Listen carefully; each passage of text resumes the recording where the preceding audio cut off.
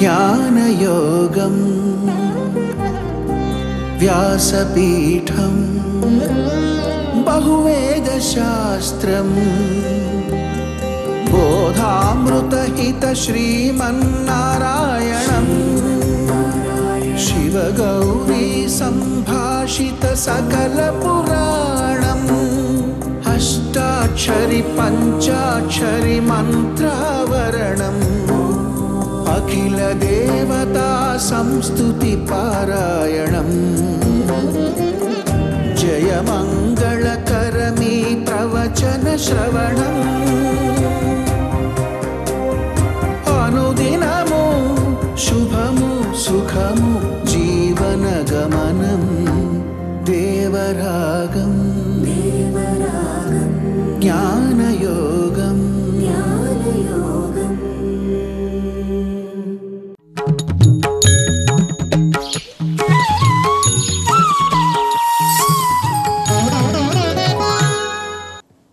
ఆపదామపహర్తారం దాతారం సర్వసంపదాం లోకాభిరామం శ్రీరామం భూయో భూయో నమామ్యహం.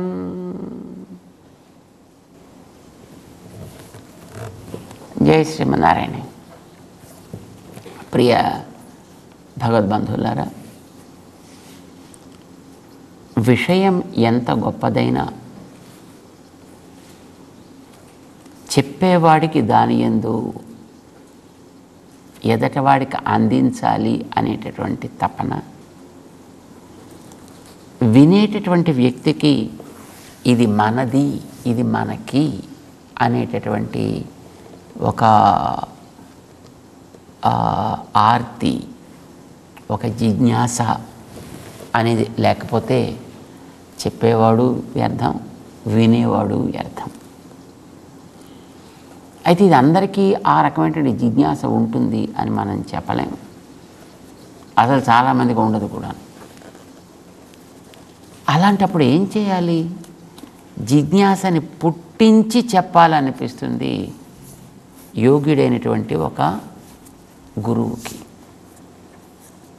అందుకోసం ఇదివరకు రోజుల్లో గురువులు శిష్యుడికి ఆ రకమైనటువంటి రుచిని పుట్టించి వాళ్ళకి ప్రశ్నించడం చేత కాకపోతే ప్రశ్నించే సందర్భాలను తయారు చేసి వాళ్ళ చేత అది కావలసిన దానంతటిని కూడా వినేటట్టు చేసేవారు.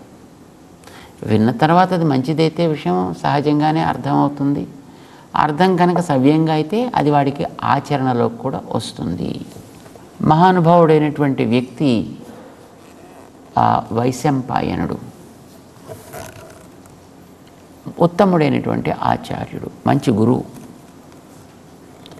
పాండవ వంశంలో పుట్టినటువంటి వాడు జనమేజయుడు అని ఒక రాజు, పరీక్షిత్తు వంశంలో వచ్చినవాడు అన్నమాట. ఆ జనమేజయ మహారాజుకి ఏదో కోపం వచ్చి ఆయన ఏదో సర్పయాగం చేశాడు. దాంట్లో మొత్తం సర్పాలన్నీ కూడా నాశనం చేయాలనుకున్నాడు. తర్వాత వచ్చి అతన్ని ఆపారు, కొంచెం శాంతించాడు మనిషి. రాజ్య పాలన చేస్తుండగా ఇంకోసారి ఇప్పుడు మళ్ళీ ఇలాంటి పాడు పనులు వీడు చేయకూడదు అని అంటే వీడికి కొంచెం ఆవేశం తగదు, ఆలోచన అవసరం. ఈ విషయం చెప్పాలి. ఆవేశం ఉండడం వల్లనే నీ పూర్వులంతా పాడయ్యారా నాయన. ఆలోచన ఉండడం వల్లనే పాండవులు బాగుపడ్డారా. ఆవేశం ఉండడం వల్లనే రావణాసురుడు నశించాడురా. ఆలోచన ఉండడం వల్లనే వాడి తమ్ముడైన విభీషణాదులు బాగుపడ్డారా. ఇలాంటివన్నీ చెప్పాలి. చెప్పాలంటే పూర్వుల యొక్క చరిత్రని చెప్పాలి. మనిషి బాగుపడాలంటే చరిత్ర వల్లనే బాగుపడాలి. చరిత్రను తెలుసుకుని బాగుపడాలి. భారతాన్ని రచిస్తూ మహానుభావులు ఒక ప్రతిజ్ఞ చేశారు.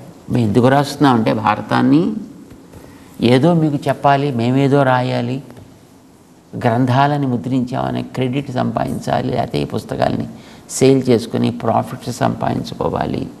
నో. ఎందుకని మరి రాస్తున్నారు మీరు స్వం స్వం చరిత్రం శిక్షేరన్. స్వం స్వం చరిత్రం శిక్షేరన్. మీ ఆచరణని బాగు చేసుకోండి. ఇదివరకు ఇలా ఆచరించిన వాడు ఎట్లాంటి ప్రయోజనాన్ని పొందాడు? నష్టపోయాడా? సుఖపడ్డాడా? సుఖపడ్డాడంటే ఆచరణని మీరు సొంతం చేసుకోండి.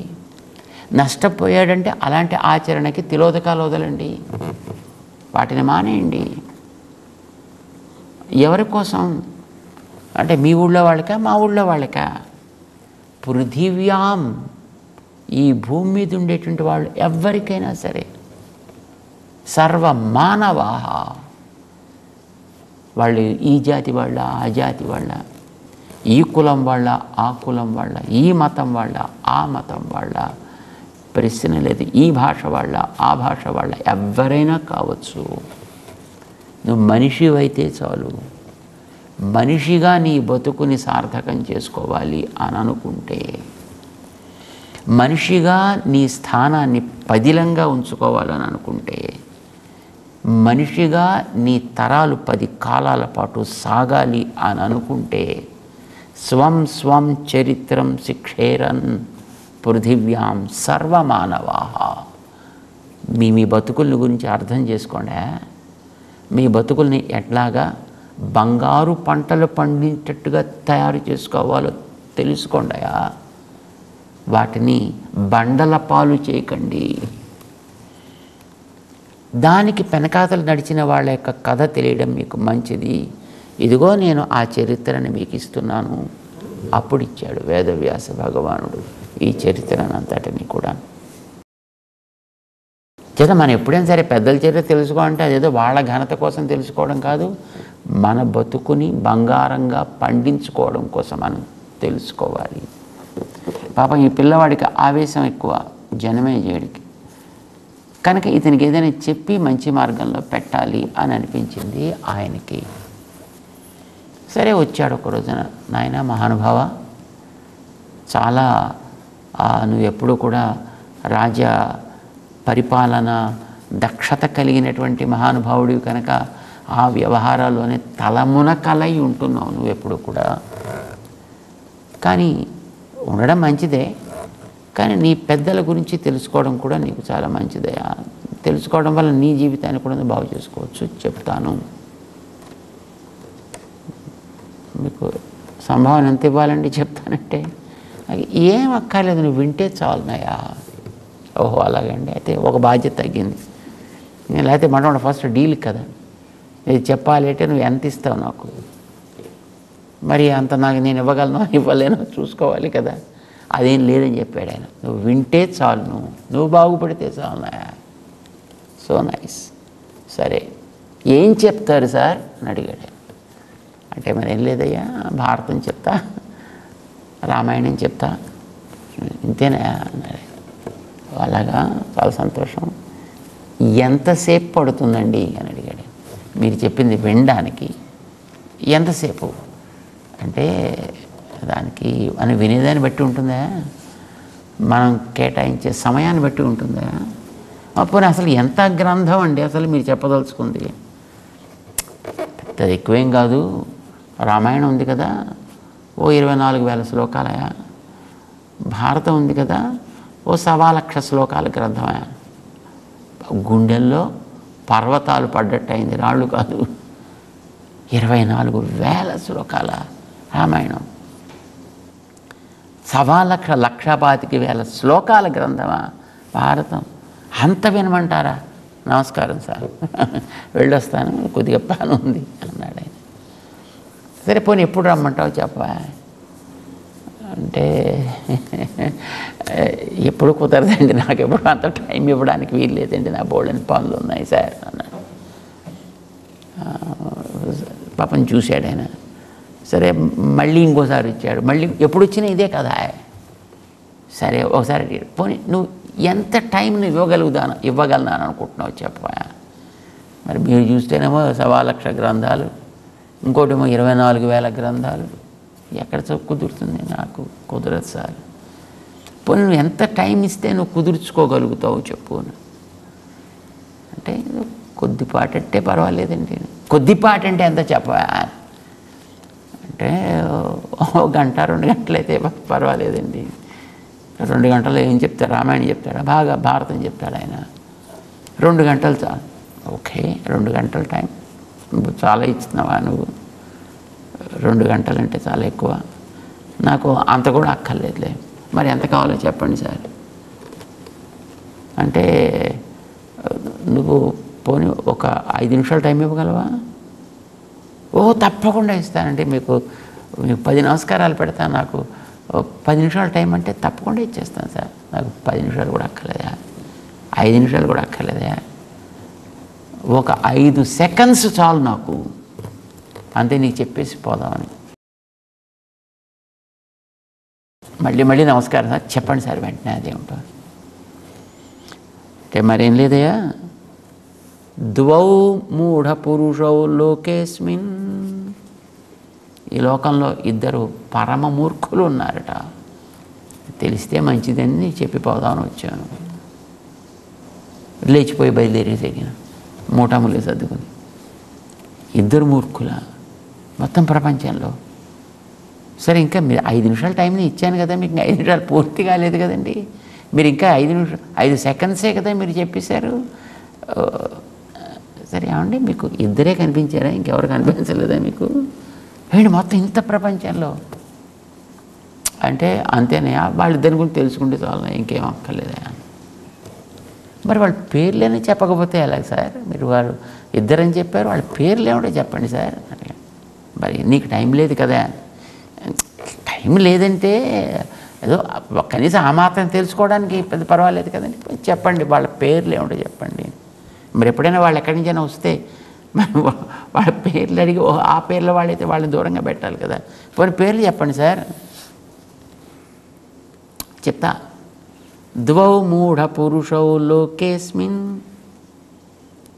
దుర్యోధన దశాననౌ. ఓ ఆయన పేరు దుర్యోధనుడి పేరు, ఓ ఆయన పేరు దశకంఠుడు అని పేరు. వెళ్ళొస్తాను చాలు, ఈ మాత్రం టైం ఇచ్చావు నువ్వు, చాలా థ్యాంక్స్ అన్నాడు ఆయన. బయలుదేరుతున్నాడు. సరే సార్, సరే రండి సార్. మీరు వాళ్ళ పేరు చెప్పి వెళ్ళిపోతారా సార్? వాళ్ళని ఎందుకు మీరు అంత మూర్ఖులుగా ఐడెంటిఫై చేశారండి? మాకు చూస్తే అంతా మా చుట్టూ అంతా మూర్ఖులే కనిపిస్తున్నారు మాకు. మీకు కరెక్ట్గా 2 మీరు ఐడెంటిఫై చేసి చెప్తున్నారు. ఎందుకు వాళ్ళు అంత మూర్ఖులు అయ్యారు సార్ అంటే, నీకు టైం లేదు కదా. ఏం చేశారో చెప్పండి చాలు, పర్వాలేదు.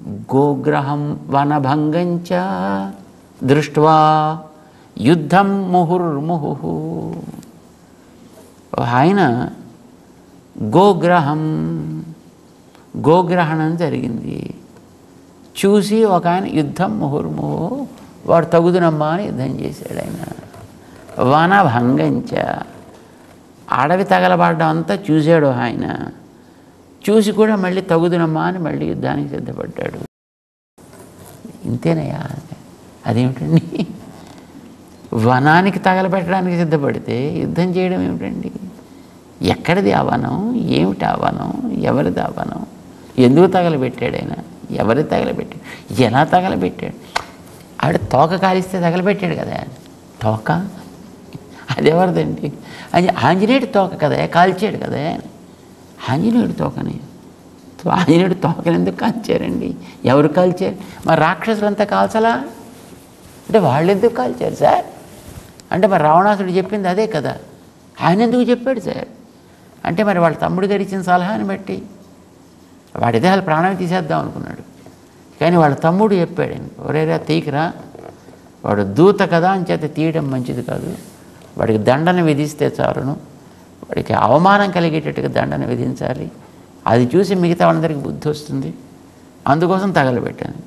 దాన్ని ఎందుకు తగలబెట్టారండి అంటే మరి కోతులకి తోకంటే ఇష్టం కదా, అందుకోసం దానికి ఇష్టమైన దాన్ని కనుక కాల్చినట్లయితే అప్పుడు దానికి ఒక దుఃఖం కలుగుతుంది, బాధ కలుగుతుంది. బాధతో వెనక్కి వెళ్ళి ఎవరు పంపించారో వాళ్ళందరికీ చెప్తుంది, చెప్తే మిగతా వాళ్ళకి బుద్ధి వస్తుంది. అంటే అదేమిటి సార్? మరి ఆంజనేయుడికి తోక కాలిస్తే ఏం చేశాడు? ఏం చేయడం వేడు? మొత్తం అశోక వనాన్ని అంతటి తగలబెట్టాడు కదా, లంకా నగరాన్ని అంతటిని మొత్తం కాల్చిపెట్టాడు. దాన్ని ఎందుకు కాల్చిపెట్టాడండి?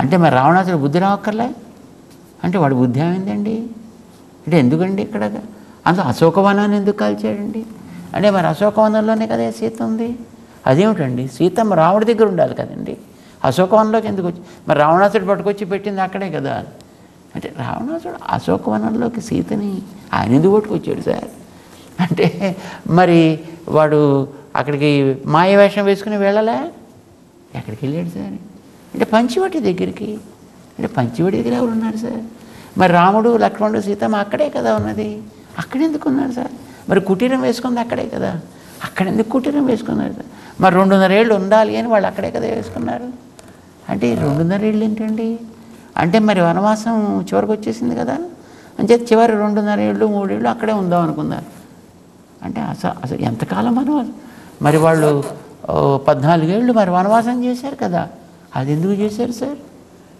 అంటే మరి వాళ్ళు అడవిలో తిరగాల్సి వచ్చింది కదా మరి వాళ్ళంతా అడవిలో ఉండాల్సి వచ్చింది కదా వాళ్ళు 14 ఏళ్ళు అడవిలో ఎందుకున్నారు సార్ మరి వాళ్ళ నాన్నగారు పంపించింది అక్కడికే కదా ఆయన ఎందుకు పంపించాడు సార్ మరి వాళ్ళ ఆవిడ కోరింది కదా ఆయన్ని ఆవిడెవరు సార్ అంటే ఆవిడ కైకమ్మ మరి వాళ్ళ 3వ భార్య కదా అంటే ఇంకో 2 ఉన్నారు సార్ మరి కౌసల్యమ్మ సుమిత్రమ్మ అని ఇంకో 2 కూడా ఉండేవాళ్ళు కదా మరి ఈవిడికి ఎందుకు ఆ బుద్ధి పుట్టిందండి మరి ఆయన వరం ఇచ్చాడు కదా ఈవిడికి అంతకుముందు అది ఎప్పుడు సార్ అంటే అప్పుడు దేవదాన యుద్ధంలో ఇచ్చాడు కదా ఇలాగా వాడి చేత ఒక ప్రశ్నకి వెనకాతలు ఇంకో ప్రశ్న వేసేట్టుగా దాని వెనకాతలు మరొక ప్రశ్న వేసేట్టుగా దాని వెనకాతలు మరొక ప్రశ్న వేసేట్టుగా ప్రశ్న వేయడానికి వీలయ్యేటట్టుగా విషయాన్ని చెబుతూ మొత్తానికి రామాయణం అంతా చెప్పేశాడు పాపం ఆ పిచ్చి రాజుకి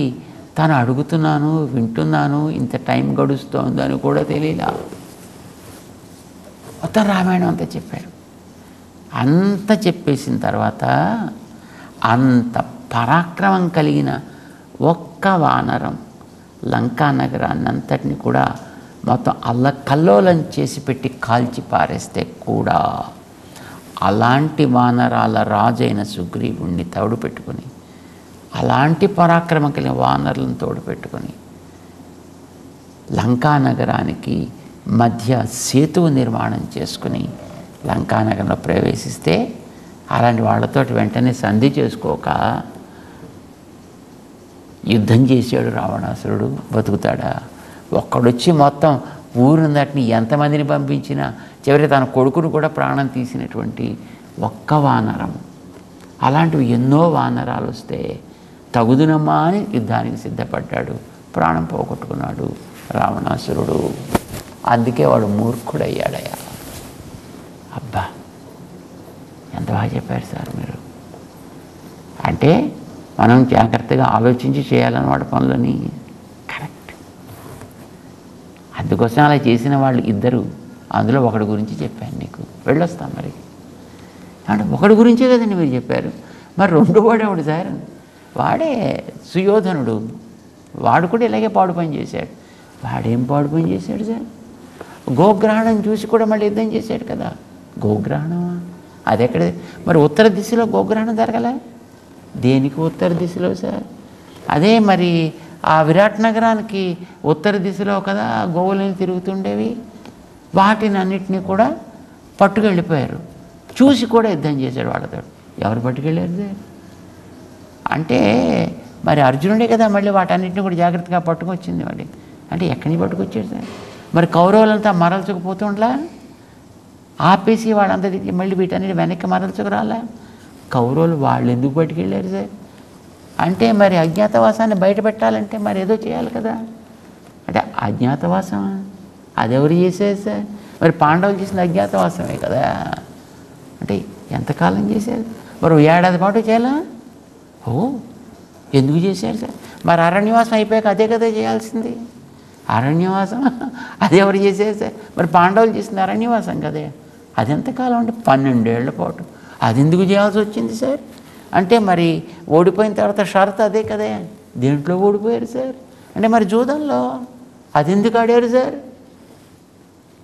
ఇలాగా ప్రశ్నల పైన ప్రశ్నలు వాళ్ళు పుట్టేట్టుగా చేసి అతనికి ఆ జిజ్ఞాస తీర్చడానికా అన్నట్టుగా వైశంపాయన మహర్షి మొత్తం జనమేజయ మహారాజుకి భారతం వాళ్ళ వంశపు చరిత్రని అంతటినీ కూడా మొత్తం 1,000,000 గ్రంథాన్ని 24,000 శ్లోకాల రామాయణాన్ని మొత్తం అంతటినీ ఉపదేశం చేసేసాడు.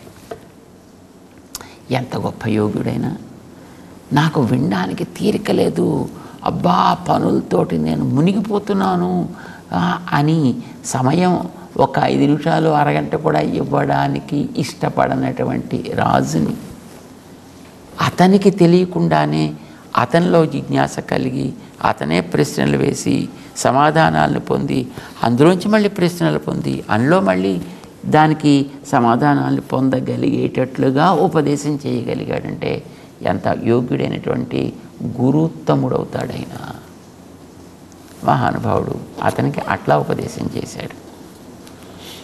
అదే క్రమంలో మానవాళికి అంతటికి కూడా తత్వజ్ఞానం కలగాలి అంటే తత్వోపదేశం చేయాలి. ఎవడడుగుతాడు తత్వోపదేశాన్ని గురించి? ఎవడికి కావాలి తత్వాన్ని గురించి? అందరికీ కావలసింది పాంతు పైసలు కావాలి తప్ప పరమాత్మ ఎందుకండి? అందరికీ కావాల్సింది చక్కటి దర్శనం ఎందుకు కనుక? ధనం కావాలి. కానీ అందుచేత ప్రతివాడు రకరకాలైనటువంటి విషయాల వెంట పరుగులు పెడుతూ దాంతో జీవితాలని రకరకాలుగా మార్చుకుంటుంటే వీళ్ళందరికీ కూడా తత్వబోధ అవసరము, తత్వజ్ఞానం అవసరము, తాత్విక దృష్టి వీళ్ళకి కలిగించాలి అనేటటువంటి తపనతోటి ఎవడు వింటాడా, ఎవడు అర్థం చేసుకుంటాడా, ఎవడు ప్రశ్నిస్తాడా అలాంటి వాళ్ళకి నేను చెప్పాలి అనేటటువంటి కోరికతోటి భగవానుడు అవతరించాడు శ్రీకృష్ణుడై. ఆయన దొరక్క పాప అర్జునుడు లాంటి ఒక బుద్ధిమంతుడిని పట్టుకొని తనకి శిష్యుడిగా చేసుకుని ఉన్నవాళ్ళల్లో కాస్త ఉత్తముడు ఆయన. కాస్త మరీ ఆవేశం కలిగిన వాడు కాదు, అలానే మరీ పరమ సాత్వికుడు కాదు, కాస్త మధ్యస్థంగా ఉండేటువంటి వ్యక్తి కనుక అట్లాంటి వ్యక్తి ద్వారా లోకం తరిస్తుంది అనే భావనతోటి ఆయన్ని సిద్ధం చేసుకుని ఒక పెద్ద యుద్ధ సన్నివేశాన్ని ఏర్పాటు చేసి తాను సారథిగా అందులో ఉండడానికని నిర్ణయం చేసుకుని సర్వలోకాల్ని శాసించగలిగేటటువంటి పరమాత్మ సాక్షాత్తు సంపదలకి నిలయమైనటువంటి శ్రియపతి అయినటువంటి మహానుభావుడు. సకల విభూతి తన చేతుల్లో ఉంది కనుక ఆయన పేరు సర్వహ అని పేరంటారు. ఆయన ఈ చేతనాత్మకంగా ఉండేటువంటి వాటి అన్నిటినీ కూడా తన ఆధీనంలో నడపగలిగే వ్యక్తి కనుక సర్వహ అని పేరు ఆయనకి. మన ఈ శాసనామాల్లో తెలుస్తుంది. సర్వశివస్థాణు సర్వుడు అని అంటారు. అలాంటి మహానుభావుడు ఈ లోకంలో లోకాలకి ఉపకారం చేయాలి అని ఒక మానవ రూపాన్ని ధరించి అర్జునుడికి సారథిగా అతని ముందు కూర్చుని అతడికి జిజ్ఞాసని పుట్టించి అతని ద్వారా లోకాన్ని తరింపజేయడం కోసం చేసిన మహోపదేశం భగవద్గీత. అందులో మొదటి 6 అధ్యాయాల్లో ఆత్మతత్వాన్ని చెప్పి చిత్తత్వం అని అంటాం, అచిత్తత్వం అని అంటాం. చేతనాలు ఈ ప్రపంచంలో ఉండేటువంటి వాటన్నిటి గురించేటువంటి ఒక సమగ్ర అవగాహన కలిగించి దాని తర్వాత ఈ రెంటిని నియమించేటువంటి ఈశ్వరతత్వాన్ని ఉపదేశం చేయాలి. ఆ ఉపదేశం చేయడం దాని గురించి అడగాలి ఆ పెద్ద మనిషి. కానీ మరి ఎలా అడుగుతాడు అతను? అందుకోసమని తను చెప్పాడు అతనికి, అర్జున ఆత్మతత్వాన్ని తెలుసుకోవడం యోగము అని అంటామయా, చాలా సంతోషం, నీకు తెలుసుకుందామని కోరిక కలిగింది, నువ్వు యోగి అవుదామని అనుకుంటున్నావు. కానీ యోగి ఒకళ్ళు, ఇద్దరు, ముగ్గురు, కొంతమంది ఉంటారు లోకంలోనే ఎలాగో ఇలాంటి ప్రయత్నం చేసేటువంటి వాళ్ళు. అలాంటి వాళ్ళందరిలోకి కూడా నిజంగా వాడు తన గురించి తెలుసుకోవడం అంటే తన నడిపే తత్వాన్ని గురించి కూడా తెలుసుకోవడం కనుక అది నేనే. నన్ను గురించి ఎవడైతే తెలుసుకొని నన్ను ఎవడైతే ప్రేమించి తద్వారా తన జన్మని సఫలం చేసుకోవాలి అని అనుకుంటాడో మగ్గతేన అంతరాత్మన శ్రద్ధావాన్, దాని మీద వాడికి రుచి కలగాలి, త్వర కలగాలి, నేను తెలుసుకుని తీరాలనేటువంటి తపన కలగాలి. అలాగే ఎవడైతే తెలిసి మాం భజతే, ఎవడు నన్ను సేవిస్తాడో వాడే యుక్త తముడు, వాళ్ళు యోగులలో మంచివాడు, మిగతా వాళ్ళు యుక్తులు యుక్తతరులు అవుతారు. నీ ఇష్టం తర్వాత ఏం చేస్తావో. ఇప్పటిదాకా ఆత్మ గొప్పదన్నావు, అది పొందమన్నావు, అది తప్ప మరొకటి లేదన్నావు. నేను నిజంగా అది పొందిస్తే చాలదని పరిగెడదామని అనుకుంటుంటే దానికి వెనకాతలు ఎవడో ఉన్నాడు, అది నువ్వు నిన్ను తెలుసుకోవాలంటున్నావు. నిన్ను తెలుసుకోవడం అంటే ఏమిటి అర్థం? ఎట్లా తెలుసుకోవాలి? నిన్ను నడిపేవాణ్ణిగా నేనున్నానని, ఎలా నేను నడిపిస్తున్నానో నాకుండేటి సమగ్రత ఏమిటో దాన్ని ఇవి రెండూ తెలుసుకోవాలి. మొదటిది జ్ఞానము, రెండవది విజ్ఞానము. ఈ రెంటిని తెలుసుకొని కనుక నువ్వు ఉన్నట్టయితే తప్పకుండా నువ్వు చేసేటటువంటిది యోగ్యమైనటువంటిది అవుతుంది. అంటే మరి అదేమిటో తెలుసుకోవాలి కదా నేను అని అడుగుతాడేమో అని ఎదురు చూశాడు ఈయన. కానీ ఆయనకేం పెద్ద అడగాలి అని అనిపించినట్లేదు.